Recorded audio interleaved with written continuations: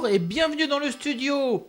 On se retrouve devant une configuration que vous avez déjà vue, qui est le Gotek en externe sur le 6128 ou sur 664 ou dans le futur sur 464.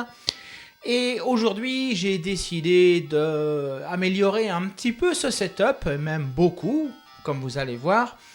Déjà, ce Gotek, déjà, il y a des fils de partout. Il faut jumper soi-même la nappe pour passer en lecteur A ou en lecteur B. Ça reste un Gotek de base. Et je voudrais, moi, lui installer, comme vous voyez sur la table, un Rotary, un écran relativement grand pour un Gotek et un petit haut-parleur pour entendre la simulation de la disquette. Mais je voudrais le faire pour qu'il soit très joli et qu'il s'accorde parfaitement avec le 6128. Sur mon autre côté, vous pourrez voir que j'ai préparé plein de pièces pour ça.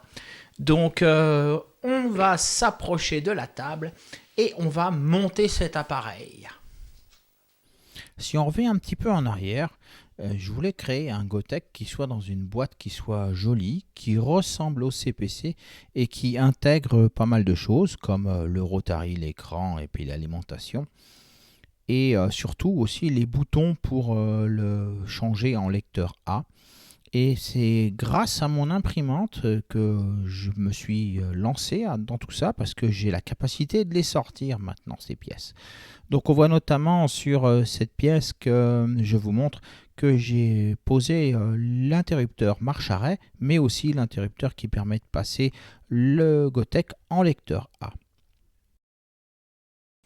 Puis je me suis attaqué à la partie basse en essayant de mettre des vis qu'aux endroits où c'est nécessaire. Donc j'ai l'alimentation qui est clipsée et je visse derrière le connecteur pour le lecteur de disquette. Et tout ça, c'est dans l'esprit du CPC toujours. Dessous, il y a l'emplacement pour les pieds et le modèle est fait pour que l'imprimante l'imprime sans aucun support. Le dernier morceau est la façade. Elle est faite pour supporter un écran qui est plus grand que normalement on ne pourrait mettre sur une façade de CPC, mais en l'inclinant de 20 degrés, on arrive à la faire passer. Et cette partie, c'est pas mal de mesures, de calculs, de trigonométrie pour placer tous les supports de l'écran pour qu'ils se fixent encore une fois sans vis. Et l'impression se fait verticalement. Mais retournons maintenant au montage de ce Gotek. Voici toutes les pièces qu'il va me falloir pour monter mon super Gotek. Donc un Gotek, les pièces que j'ai imprimées, donc le dessous et le dessus de la boîte. J'ai prévu d'y mettre donc des interrupteurs pour marche-arrêt et pour mettre en drive A ou en drive B. J'ai imprimé la boîte sans ses pieds, donc j'ai imprimé à part les pieds. J'ai un bouton pour remplacer celui du potentiomètre pour qu'il dépasse beaucoup moins. J'ai donc un écran d'un peu plus de 5 cm, donc un écran que j'ai choisi d'incliner pour qu'il tienne, parce que sinon il ne tiendrait pas. Et j'ai un connecteur pour floppy que je vais mettre à l'arrière, qui va dans ce trou-là. J'ai un connecteur floppy pour brancher sur le Gotek. J'ai une alimentation bulk qui transforme le 220 volts en 5 volts. Et j'y rajouterai des composants de filtrage parce que c'est franchement du découpage brutal. Ensuite, j'ai des nappes pour pouvoir mettre entre mes connecteurs pour relier le Gotek à la prise à l'arrière. J'ai des tampons à mettre dessous, des vis pour fixer et un peu de fil pour faire les câblages d'alimentation. Voilà, sans compter 2 petites vis pour tenir le connecteur. Donc on va pouvoir monter tout ça et voir si ça monte bien et comment ça monte bien. J'ai aussi bien sûr des fils pour relier tous les composants entre eux, parce que ce sont des composants qui sont prêts à l'utilisation, donc il n'y a qu'à brancher des fils dessus pour les relier sur le Gotek. Donc je vais faire un peu de place et on va le monter. La première chose que je vais faire, c'est de mettre les pieds là-dessous. Parce que comme je les ai imprimés à part pour pas avoir des problèmes de support, ils s'enfilent directement et se coincent dans les trous normalement. Voilà, ça ne bouge pas. Mais je vais les coller pour pas qu'ils bougent. Donc je vous reprends quand ils sont collés. Maintenant que les pieds sont collés, on peut sortir le Gotek. Donc je l'ai déjà dévissé. Et comme ça, c'est plus rapide. Donc il est comme ceci. Celui-ci, il a les deux LED à l'avant. Ils ne l'ont pas tous. Hein. Bon, j'ai fait une façade qui est en conséquence de ce Gotek-là. Et normalement, on peut le monter dans la nouvelle boîte.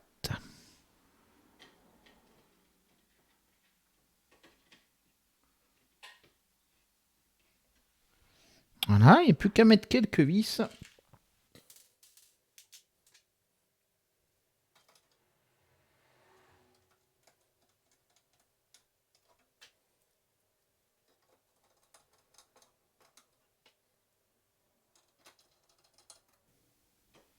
Les mesures étaient bonnes, tout tombe bien. Maintenant, ce que j'ai fait aussi, c'est que j'ai fait un support parce que je veux limiter le nombre de vis. On a le 220 ici, on a le 5 volts ici et cette petite alimentation, elle se clipse ici. Voilà, et elle ne bouge plus. Et donc j'ai préparé pour le filtrer le courant donc un X2 parce que ça évite les remontées de parasites et ça enlève les parasites. Et en sortie, je vais mettre un 470 microfarad sur 16 volts. Voilà, pour filtrer le courant de sortie. Donc, et j'ai préparé aussi un fil d'alimentation avec, il y a un trou derrière la boîte qui permet de passer le fil. Et je vais donc sacrifier ce fil coupé là pour avoir une alimentation directement dans notre Gotek et ne pas avoir besoin de briques externes. Je vais continuer de préparer mon câble d'alimentation et on va commencer le raccordement de l'alimentation. Donc soudons ce bouton. Je vais déjà lui ajouter les deux petits fils qui vont permettre d'aller du bouton jusqu'à l'alimentation. Et ensuite je viendrai souder les départs d'alim dessus.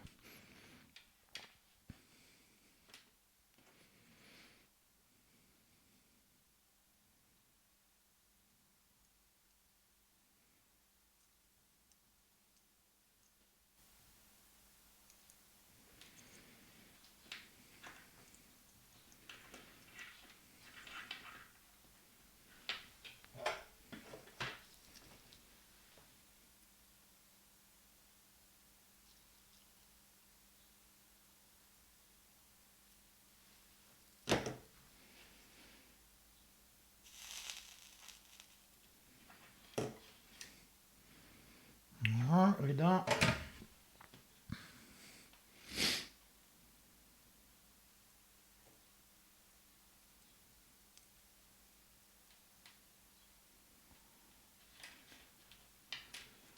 souder le deuxième comme ça.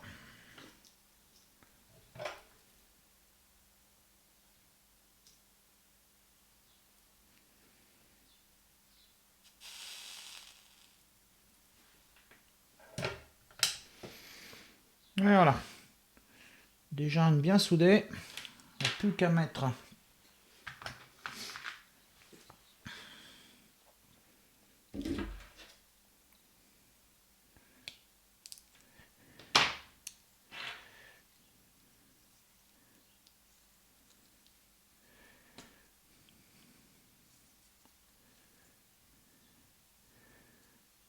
oh bah j'ai mis.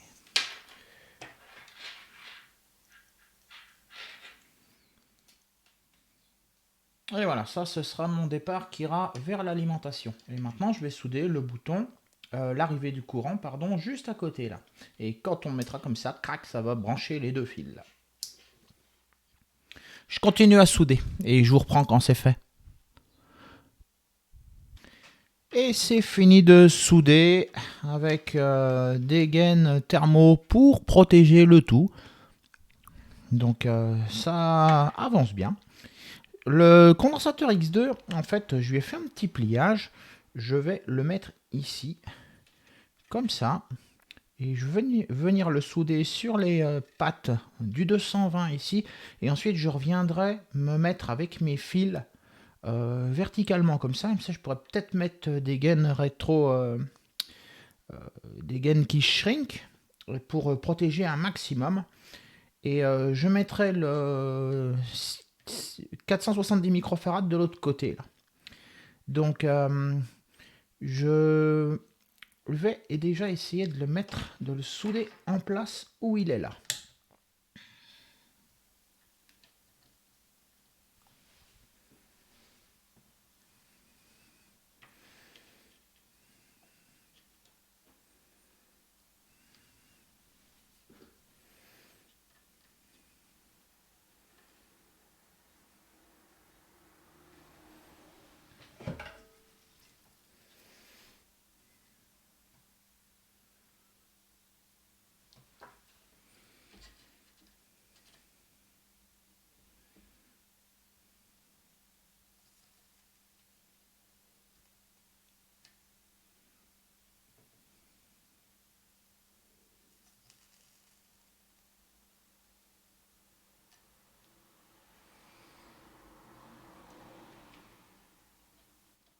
Ça tient.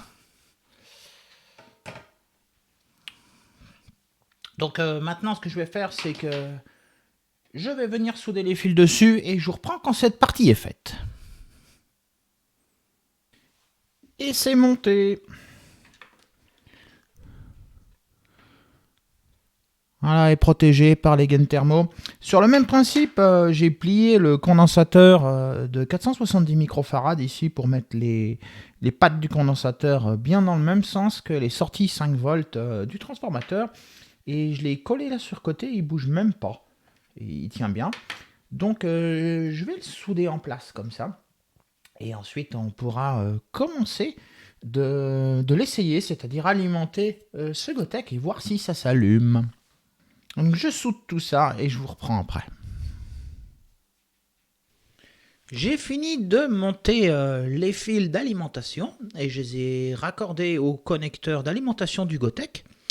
Et je lui ai branché son petit afficheur LCD d'origine, bon, que je ne vais pas laisser bien sûr, hein, je vais remplacer par le LED, mais on va mettre sur Power et je vais le brancher, voir si ça démarre, si ça s'allume.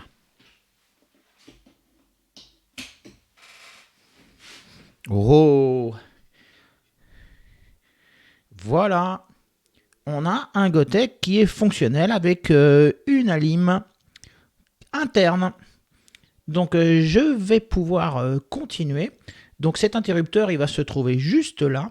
Et il y a un trou dans la boîte qui permettra de mettre on-off. Et de l'autre côté, ce sera le passage lecteur A ou lecteur B. Donc on va continuer de le monter. Je vais approcher la façade. Alors la façade, elle a demandé pas mal de travail. Parce que je voulais mettre cet écran sans aucune vis. Donc tout simplement l'écran, il a 4 trous. Donc j'ai fait 4 plots. Et il va s'insérer dans ces 4 plots. Et sur les côtés, j'ai deux petits clips. Et normalement, c'est pas facile à mettre en place.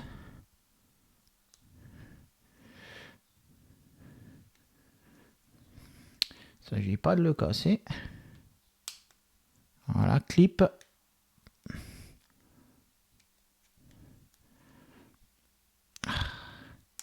Et clip. Voilà, mes clips sont un petit peu durs. Et voilà, un écran qui tient bien. Il ne va pas se sauver. Il est clipsé sur les côtés. Et il est là. Ensuite, pour le Rotary, c'est pareil. J'ai fait une petite modif. Le Rotary d'origine, il est comme ça. Il fait cette longueur-là.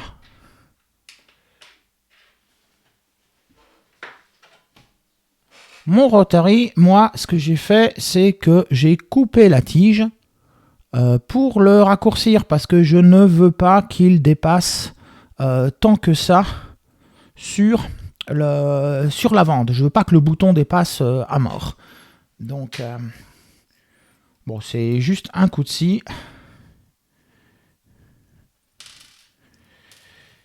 Et ensuite, le Rotary, il y a une petite encoche ici. Et il y a une petite pin sur le Rotary, ce qui permet qu'il ne bouge pas.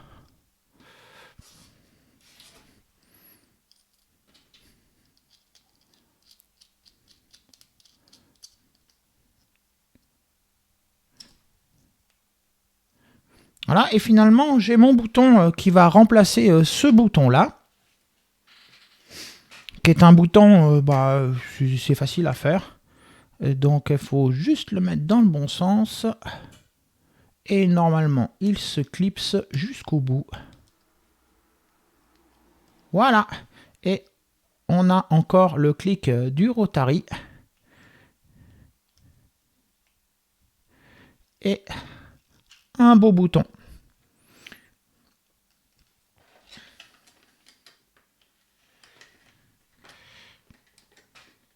Et ensuite, la façade va comme ceci. Donc, je vais sortir des fils et je vais commencer de raccorder l'écran et le Rotary au Gotek. J'ai raccordé l'écran OLED et j'ai commencé de mettre des fils sur le Rotary que j'ai pas encore branché. Il y a aussi ce petit haut-parleur qu'on peut brancher maintenant, donc il va sur la 4e, donc ici, voilà, ça devrait être bon. Et je vais l'allumer pour voir justement si l'écran s'allume.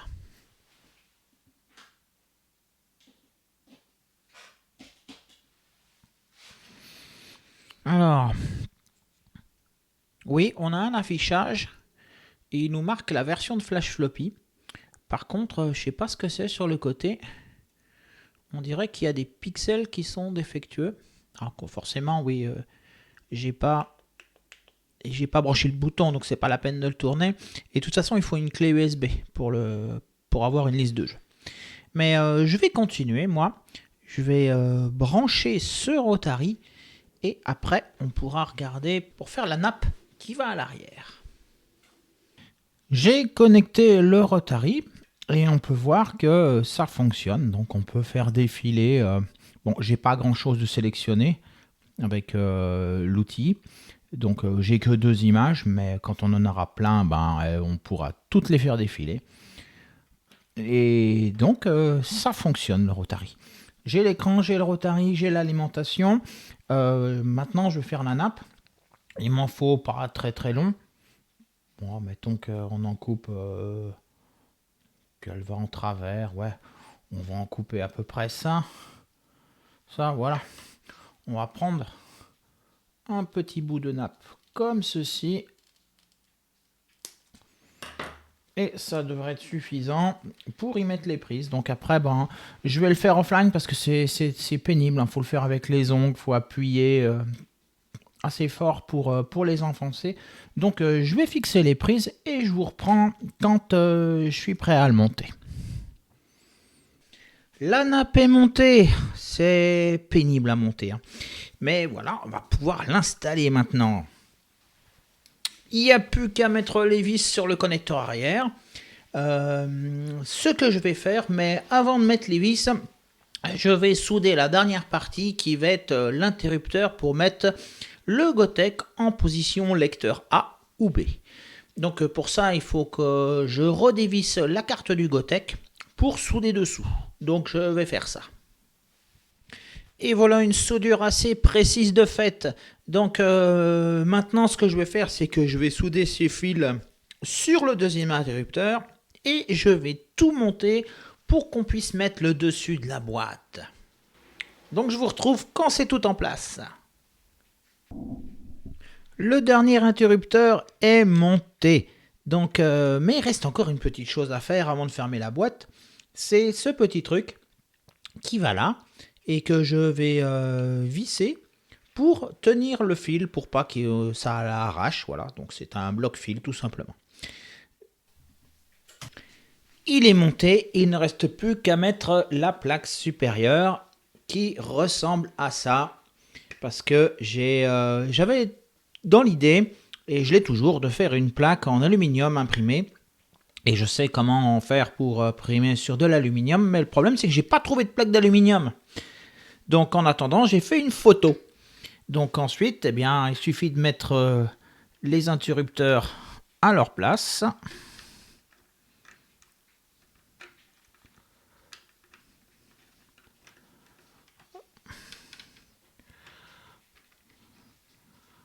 En fermant la boîte.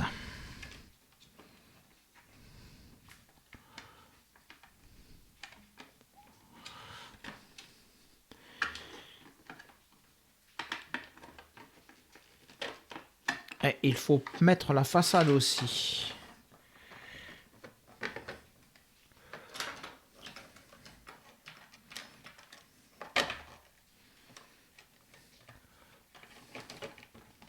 C'est pas simple avec tous ces longs fils.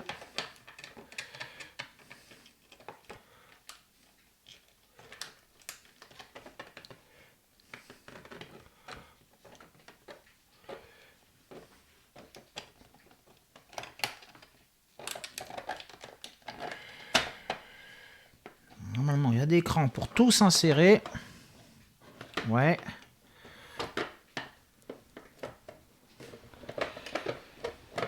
Et voilà, il est fermé.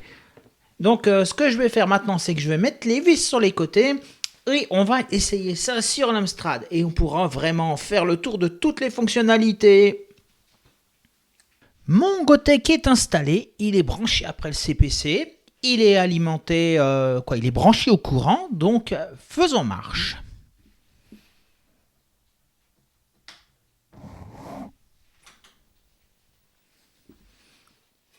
Donc voilà, il a sélectionné la dernière image qu'il avait sélectionnée. Et maintenant, si on essaie le lecteur B,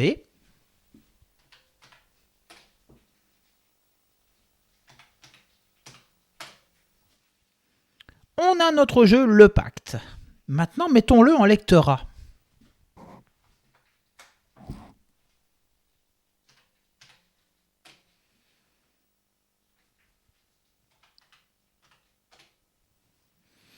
Et voilà, il est également en lecteur A.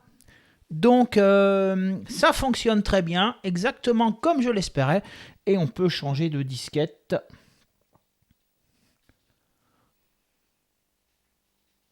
Voilà, donc on voit que c'est Commando qui est sélectionné.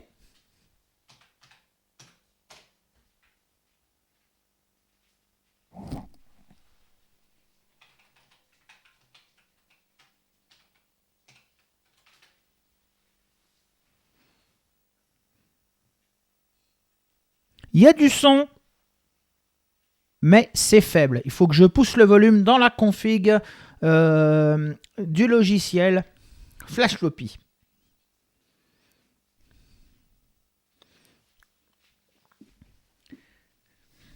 Donc, mon Gotek est terminé. J'espère que cette vidéo de présentation de ce Gotek vous aura intéressé. Et j'espère aussi que vous le trouvez joli et vous serez d'accord avec moi qu'il s'accorde très bien avec le 6128. Bon, c'est vrai que l'image que j'ai mis dessus, c'est une réplique complète du lecteur de disquette, donc ça n'a pas plus d'intérêt que ça. Faudrait faire une autre image, mais je suis pas très doué pour ça. Et je ne sais pas trop quoi mettre comme image. Mais en tout cas, moi je vous dis à la prochaine et portez-vous bien.